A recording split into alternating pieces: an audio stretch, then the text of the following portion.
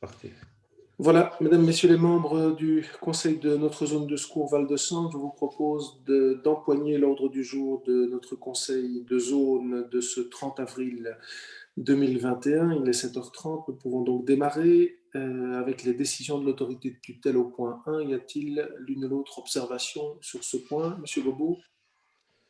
Oui, juste de préciser qu'entre l'envoi de l'ordre du jour et la tenue de la réunion, nous avons reçu des services du gouverneur deux courriels, l'un du 20 avril relatif aux délibérations du conseil du collège de zone du 26 mars, pour lesquels l'expiration du délai de tutelle est fixée au 7 mai, et le second du 22 avril relatif aux délibérations du collège et du conseil du 9 avril et pour lequel le délai de tutelle est fixé au 10 mai, sans difficulté particulière au niveau des dossiers. Donc, comme on le fait habituellement, je propose de l'inscrire au PV de manière à ce qu'on ait un suivi permanent des décisions de tutelle par le conseil. Est-ce que ceci appelle un commentaire ou est-ce qu'il peut en être fait ainsi? Parfait, je vous remercie. Le point 2, c'est la conclusion avec la police fédérale d'une convention relative à l'accueil de stagiaires ambulanciers dans la zone. Y a-t-il des questions ou interrogations? À défaut, peut-on considérer que tout le monde est d'accord?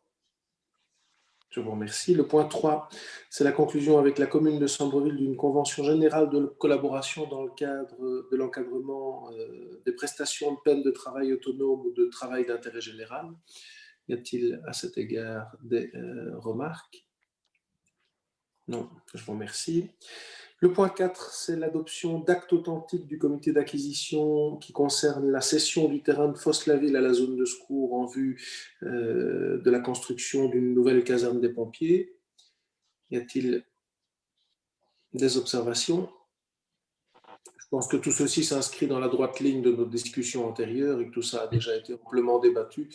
Donc, on arrive simplement ici à la traduction dans l'acte de toutes les volontés exprimées auparavant. J'étais en réunion policière ainsi que mon collègue Bertrand avec l'architecte du BEP qui me disait me revenir bientôt par rapport aux deux projets de caserne. Donc, j'imagine que nous aurons des nouvelles, Monsieur Stevens, dans pas très longtemps. Et le point 5, qui est le dernier point de notre ordre du jour public, avant qu'on ne puisse entamer tout l'ordre du jour à huis clos, porte sur l'approbation des procès-verbaux des conseils de zone des 26 mars au 9 avril 2021. Y a-t-il à leur propos l'une ou l'autre correction, observation, amendement? À défaut, oui, Madame Thoron, peut-être. Oui, moi, je n'ai pas spécialement de remarques, simplement dire que je vais m'abstenir étant absente lors de ces réunions. C'est la logique des choses. Je comprends ça. Voilà. Y avait-il une autre volonté d'expression? Non? Non. Eh bien donc, je remercie M. Bertrand pour son bref, M.